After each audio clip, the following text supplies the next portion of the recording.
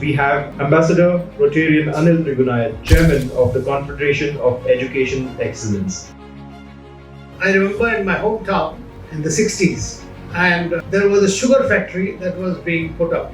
We had the German engineers and technicians who had come. These people come at 7 in the morning, and from 7 till 1 they will work without wasting 1 second.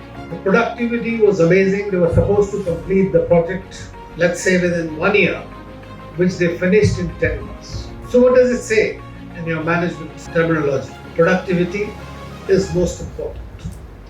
Perseverance is the key to success. Thinking about something else makes life very different. What the government has started doing is that we need to explain to the people what are we doing actually in the foreign service domain. It is not something that is very elitist, that is beyond the purview of this, or it does not impact our lives. That is not true anymore.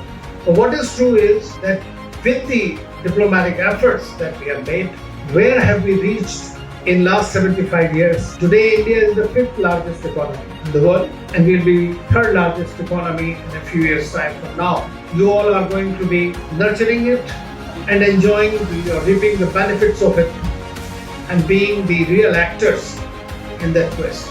You have a possibility to craft the future, to deal with the situations that happen, to be able to help people in a way that very often we are not able to do. You will be reading or studying about the purpose beyond profit. Our purpose is not only Swanta Sukhaya, to look after ourselves. It is also something called Vasudhaiva Kutumbakam, looking after the world. So what India stands for? You must have heard the word soft power. It is something that impacts the other countries in their day-to-day lives. And that is more lasting than anything else. Out of adversity, we have to learn to capitalize on opportunities.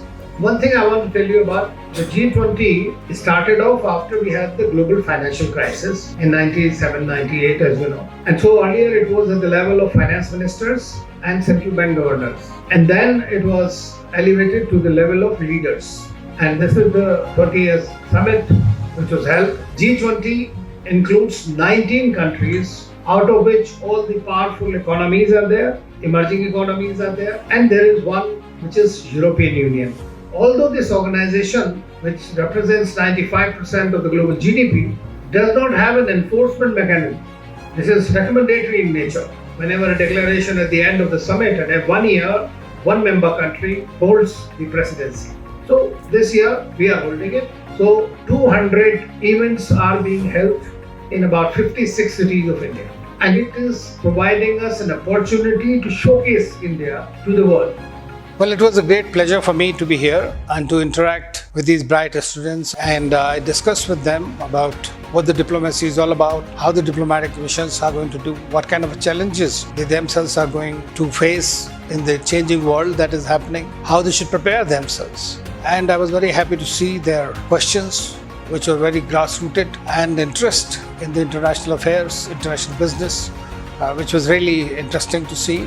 And I tried to assuage and satisfy their curiosity to the maximum extent possible. So I hope these vibrant students and the dynamic students are able to derive from the dynamism of this institute, which is Lexicon, which means the repository of knowledge by itself. So I hope and I wish them all the very best.